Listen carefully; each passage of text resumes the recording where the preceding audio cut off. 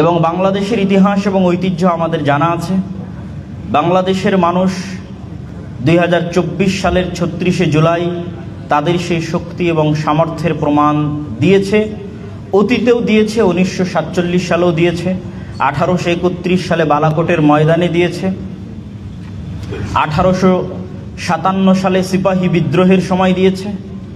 অসংখ্য আন্দোলন এবং সংগ্রাম এবং শহীদের ইতিহাস এই অঞ্চলে আছে, যা আমাদের সকলের অবগতিতে আছে। সেটিকে সামনে রেখে বর্তমান সরকারকে আমরা বলতে চাই যে বর্তমান সরকার যদিও গণতান্ত্রিক পদ্ধতিতে আসেনি, তবে অবশ্যই একটি বিপ্লব পরবর্তী, একটি গণ অভ্যুত্থান পরবর্তী এবং ইসলামের যে নেতৃত্ব নির্বাচনের ব্যবস্থা আছে পরামর্শের ভিত্তিতে সরকার নির্ধারণ করা, সেই পরামর্শের ভিত্তিতেই দেশ এবং জাতির যারা স্টেক হোল্ডার তাদের পরামর্শের ভিত্তিতেই আপনারা এখানে এসেছেন। আপনাদের পিছনে জনমত, বিশেষ করে আলেম ওলামাদের সমর্থন শুরু থেকে এখন পর্যন্ত আছে। এবং আমি এর সাথে আরও একটি কথা যুক্ত করে দিই যে আমরা অনেকেই সমগ্র বাংলাদেশে ইসলামের বিজয়ের স্বপ্ন দেখি।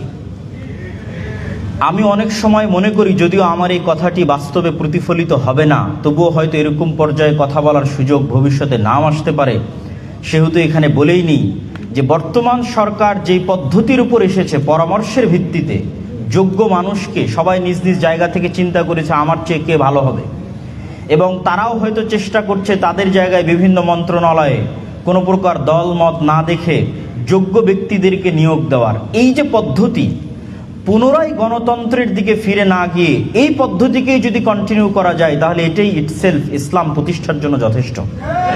এটা অনেক সময় আমরা বুঝি না যে এই সরকার যেই দিন শেষ হবে আমাদের দাবি থাকা উচিত যে সেই দিনও পরামর্শের ভিত্তিতে সরকার প্রধান নিযুক্ত করতে হবে। আলেম ওলামাদের পরামর্শ, দেশের অন্যান্য স্টেক হোল্ডারদের পরামর্শ, তাদের পরামর্শের ভিত্তিতে সরকার প্রধান আসবে, তিনিই তার পছন্দ মতো তখন তার ক্যাবিনেট ঠিক করবেন, এটাই ইসলাম।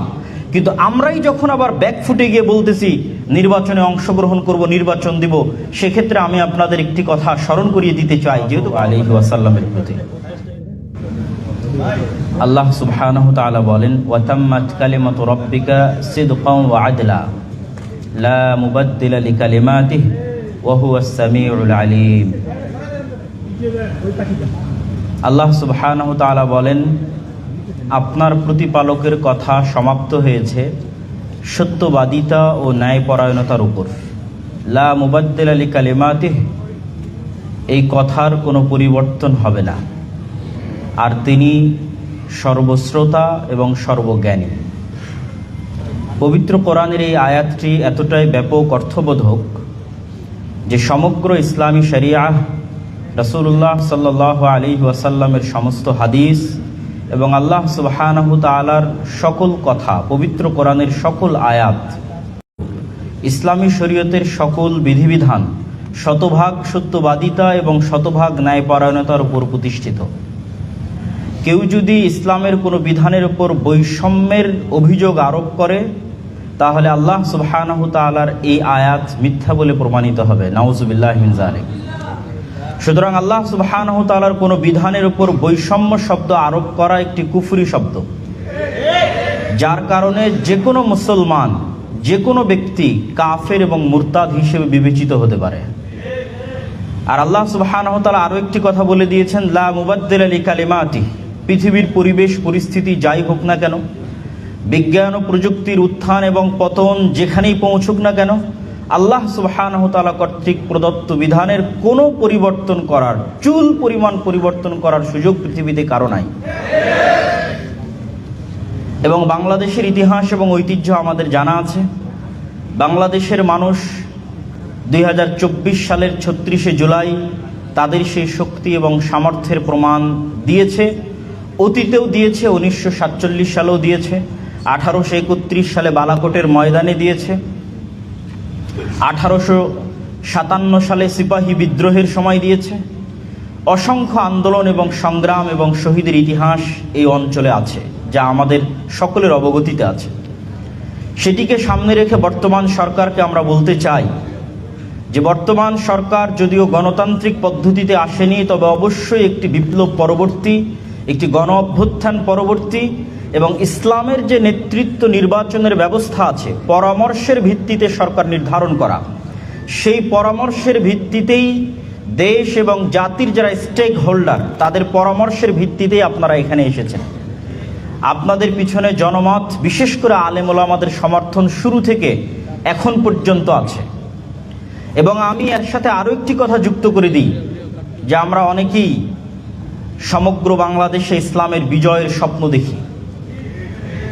আমি অনেক সময় মনে করি, যদিও আমার এই কথাটি বাস্তবে প্রতিফলিত হবে না, তবুও হয়তো এরকম পর্যায়ে কথা বলার সুযোগ ভবিষ্যতে নাও আসতে পারে, সেহেতু এখানে বলেই নিই যে বর্তমান সরকার যেই পদ্ধতির উপর এসেছে, পরামর্শের ভিত্তিতে যোগ্য মানুষকে সবাই নিজ নিজ জায়গা থেকে চিন্তা করেছে আমার চেয়ে কে ভালো হবে, এবং তারাও হয়তো চেষ্টা করছে তাদের জায়গায় বিভিন্ন মন্ত্রণালয়ে কোনো প্রকার দল মত না দেখে যোগ্য ব্যক্তিদেরকে নিয়োগ দেওয়ার। এই যে পদ্ধতি, পুনরায় গণতন্ত্রের দিকে ফিরে না গিয়ে এই পদ্ধতিকেই যদি কন্টিনিউ করা যায়, তাহলে এটাই ইটসেলফ ইসলাম প্রতিষ্ঠার জন্য যথেষ্ট।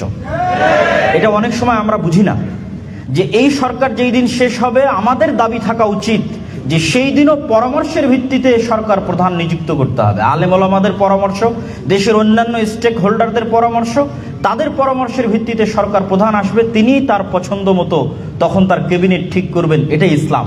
কিন্তু আমরাই যখন আবার ব্যাকফুটে গিয়ে বলতেছি নির্বাচনে অংশগ্রহণ করব, নির্বাচন দিব, সেক্ষেত্রে আমি আপনাদের একটি কথা স্মরণ করিয়ে দিতে চাই। যেহেতু গণতান্ত্রিক দেশ, নির্বাচন হবে, গণতন্ত্র আসবে, তবে আমার একটা পরামর্শ আমি আপনাদের বলে যেতে চাই। সেটি হচ্ছে যে 5ই আগস্টে আমাদের লক্ষ লক্ষ কোটি কোটি ভোটার রাস্তায় ছিল, কিন্তু সরকার গঠনের সময় আমাদের অবস্থানটা কোথায় ছিল? আমাদের অবস্থান কিন্তু শূন্যের কোঠায় ছিল। ডিসিশন মেকিংয়ের জায়গায় আমরা শূন্যের কোঠায় পৌঁছে গেছি। অথচ আন্দোলনে দেখবেন আপামর আম জনসাধারণ, ইসলামপন্থী আলেম ওলামাকে ভালোবাসে, তাদের অংশগ্রহণই বেশি। এর সবচেয়ে বড় কারণটা হচ্ছে আমরা শক্তিশালী প্রতিষ্ঠান তৈরি করতে পারিনি। যখন সরকার পতন হয়েছে, তখন এই সমস্ত এনজিও, এই সমস্ত মিডিয়া, তাদের হাতে অটোমেটিক বাই ডিফল্ট ক্ষমতা চলে গেছে। এই জন্য আমি উদাত্ত আহ্বান জানাবো, আজকে এখানে দেশের বড় বড় ইসলামী দলের নেতারা উপস্থিত আছেন, আপনারা যেমন নির্বাচন কেন্দ্রিক প্রস্তুতি নিচ্ছেন, আপনাদের দীর্ঘমেয়াদী মুসলমানদের শক্তিশালী প্রতিষ্ঠান, শক্তিশালী মিডিয়া, শক্তিশালী অর্থনৈতিক প্রতিষ্ঠান, এগুলো তৈরি করার জন্য আপনাদের চিন্তা চেতনা এবং পরিশ্রম করতে হবে, যেন আগামী 20 বছর, 25 বছর, 30 বছর যখনই আবারও এরকম প্রেক্ষাপট আসবে, তখন যেন স্টেক হোল্ডার ডিসিশন মেকিংয়ে শক্তিশালী প্রতিষ্ঠান থাকার কারণে ইসলামপন্থীরা সেই জায়গায় পৌঁছতে পারে। এটা আপনাদের প্রতি উদাত্ত আহ্বান। সম্মানিত উপস্থিতি, বক্তব্যের শেষের দিকে আমি বর্তমান সরকারের প্রতি আহ্বান জানিয়ে বলতে চাই যে আল্লাহ সুবহানাহু তাআলার বিধান যেহেতু অপরিবর্তনীয়, এবং যেহেতু এটি 90%-এরও অধিক মুসলমানের দেশ, এবং মুসলমানেরা আপনারা দেখেছেন জুলাই বিপ্লবে রক্ত দেওয়া শিখেছে, তারা পার্শ্ববর্তী দেশ আমাদের যারা দাদাগিরি দেখাতো, তাদের রক্তচক্ষুকে উপেক্ষা করে নিজের দেশের স্বাধীনতা ছিনিয়ে এনেছে। প্রয়োজন হলে তারা পাশ্চাত্য কর্তৃক, পাশ্চাত্য থেকে আমদানিকৃত এই নষ্ট ভ্রষ্ট সংস্কৃতিকে, এই নষ্ট ভ্রষ্ট নারী সংস্কারের প্রতিবেদনকে ডাস্টবিনে নিক্ষেপ করার জন্য শেষ রক্তবিন্দু পর্যন্ত দিতে বাধ্য থাকবে। আপনাদেরকে এই হুঁশিয়ারি দিয়ে আমি আমার সংক্ষিপ্ত বক্তব্য শেষ করছি, এবং আল্লাহ সুবহানাহু তাআলার নিকটে দোয়া করছি যে আল্লাহ সুবহানাহু তাআলা যেন আমাদের দেশকে, আমাদের মাতৃভূমিকে এই সমস্ত অপবিত্র, এই সমস্ত নষ্টভ্রষ্ট সংস্কৃতি থেকে হেফাজত করেন। আল্লাহুম্মা আমিন। ওয়া আখিরু দাওয়ানা আনিল হামদুলিল্লাহি রাব্বিল আলামিন। আসসালামু আলাইকুম ওয়া রাহমাতুল্লাহি ওয়া বারাকাতুহু।